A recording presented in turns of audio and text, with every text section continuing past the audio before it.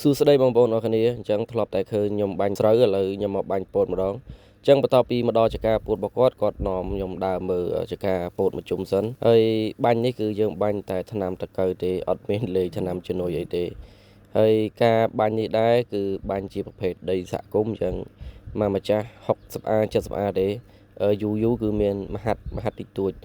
តាមម្ចាស់ពីម្ចាស់ទេអញ្ចឹងបាញ់ដីបែបនេះគឺពិបាកបាញ់មែនតើដោយសារតែ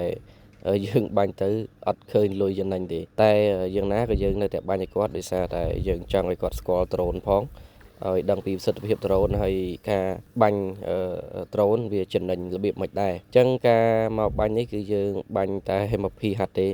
ប៉ុន្តែបាញ់រហូតដល់មួយថ្ងៃទល់ល្ងាចពេញតែម្ដងហើយបងប្អូនកុំឆ្ងល់ថាមិនបាញ់ទៅអត់សូវឃើញចេញផ្សែង